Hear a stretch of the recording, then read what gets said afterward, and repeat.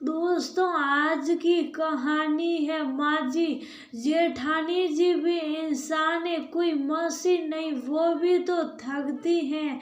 दोस्तों, कहानी शुरू करने से पहले अगर आपने हमारे चैनल को अभी तक आपने सब्सक्राइब नहीं किया हो तो कर लीजिए, ताकि आपके पास पहुंचे हर नया वीडियो।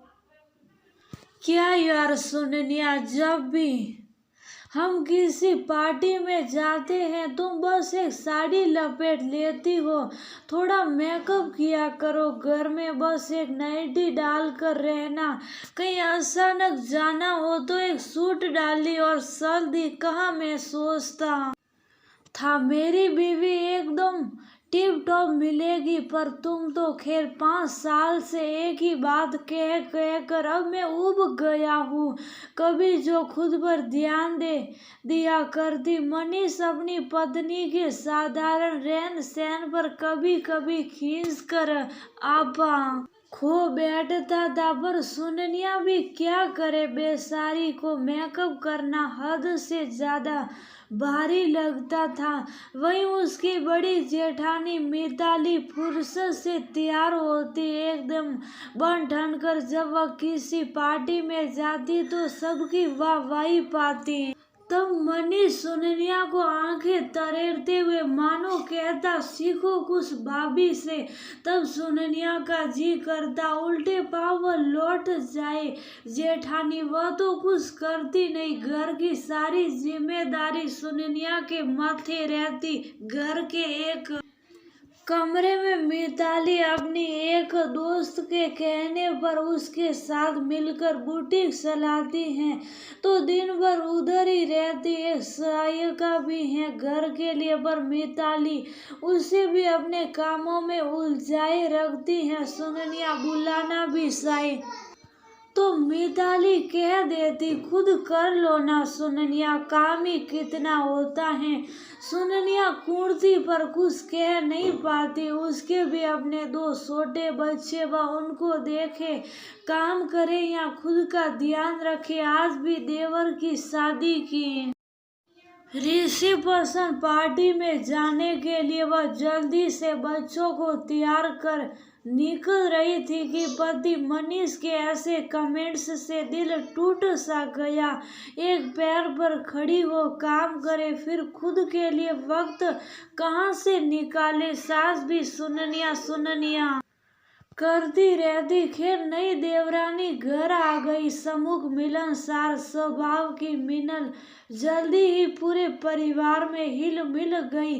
पूरे घर में सुननिया का ही नाम गूंजता देख समझ आ गया कि सुननिया भाभी पर पूरे घर की जिम्मेदारी रहती है।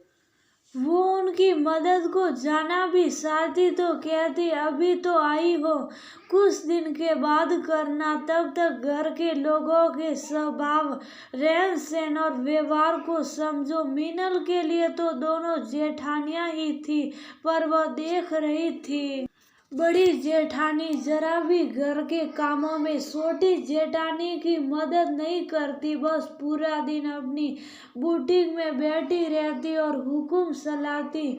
सासू माँ भी अधिकांश कामों के लिए सुननिया पर ही निर्भर रहती। जेठानी का एक ही बेटा था, उसे वह ने हॉस्टल में डाल रखा था, पर सुननिया भाभी काम और बच्चों में पीसती रहती।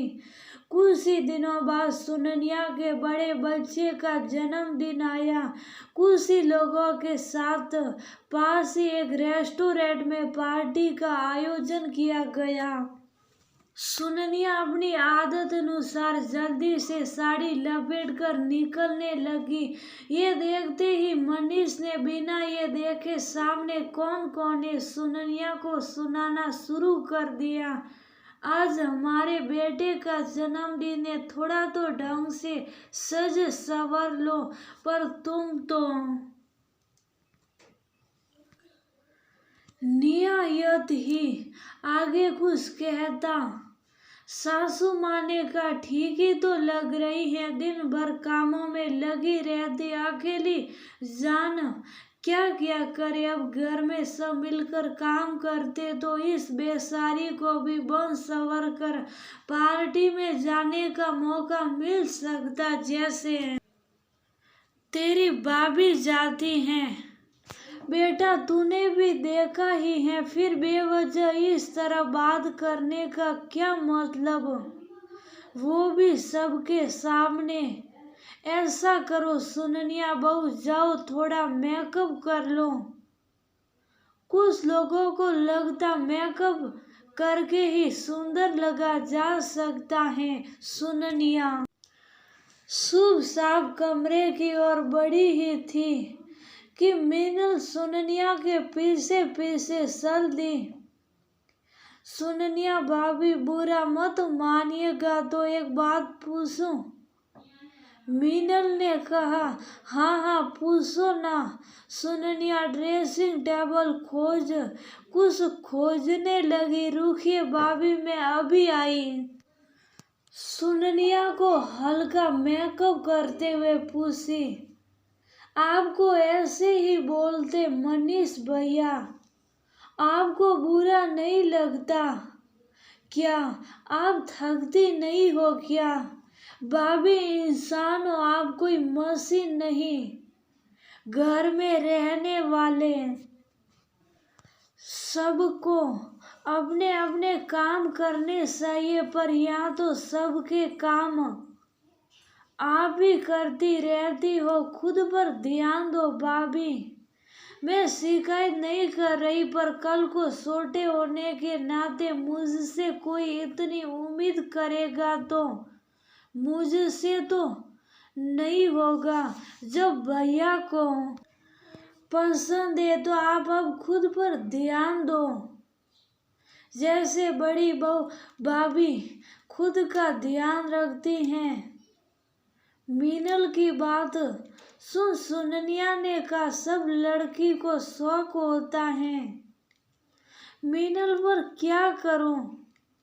जब से यहाँ आई बड़ी भाभी ने सब कामों से पल्ला झाड़ लिया। एक दोस्त के कहने पर मिलकर बुटीक खोल लिया। बस ये दिखाने को वह काम करती हैं तो घर का काम कैसे करेगी। मुझे कोई शिकायत नहीं इस सब से, बस तब तकलीफ होती जब मनीष नहीं समझते। सुननिया उदास हो बोली, अभी हम पार्टी में चलते हैं। अब आपको खुद से प्यार करना होगा, किसी और के लिए नहीं, खुद के लिए। मीनल ने कहा और दोनों बार सबके साथ निकल गए।